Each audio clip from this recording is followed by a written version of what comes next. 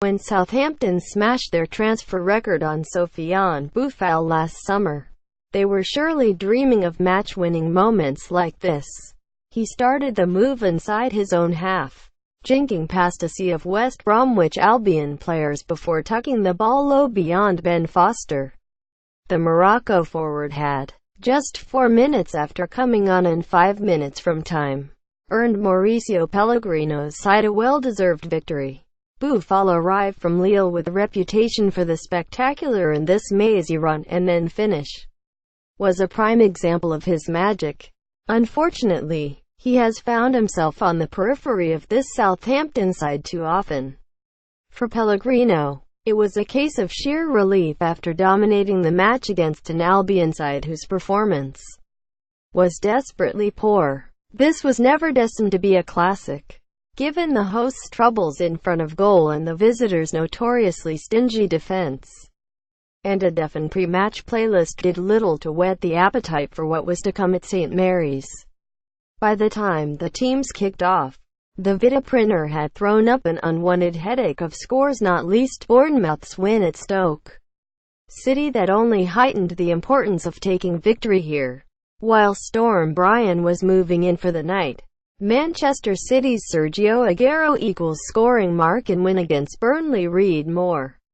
Pellegrino and Tony Pulis tweaked the sides that earned them their respective draws last weekend, with Stephen Davis replacing Nathan Redmond for the hosts, while the goalkeeper Foster returned for West Brom following a knee injury sustained during a kickabout in the back garden with his son. Foster had to be alert on his return, while Fraser Forster may as well have not bothered turning up before halftime. Gareth Barry slammed an early effort into the side netting, but that was about as adventurous as West Brom got before the interval.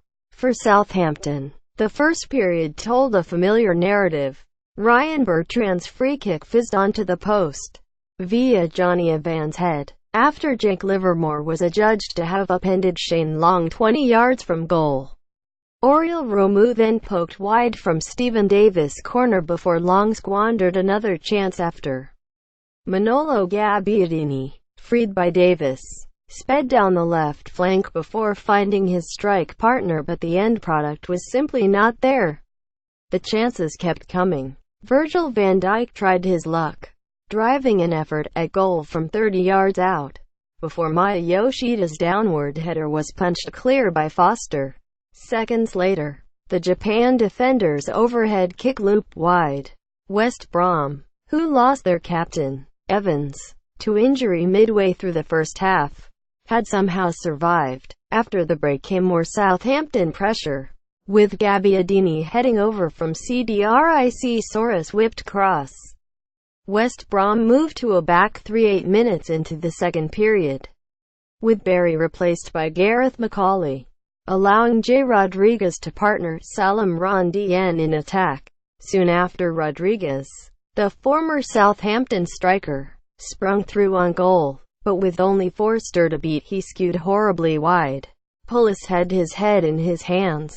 West Brom rallied, with Rondian and Livermore making life difficult for Forster from high balls before Southampton eventually cleared their lines. Pellegrino remained stubborn, reluctant to change personnel until Redmond was summoned with 20 minutes to play. He made an immediate impact when his crossfield ball, a little fortunately, found its way to Dusan Tadic. After ghosting in behind the West Brom backline, the Serb was faced with Foster, who saved superbly one-on-one before appearing to claw down Tadic with his glove. The referee, Graham Scott, was unmoved. Pellegrino threw on Charlie Austin and Boufal, and it was the latter who emphatically delivered, finding a winner that looked like eluding them. To compound the pain for Albion, the defender Craig Dawson limped off down the tunnel shortly after.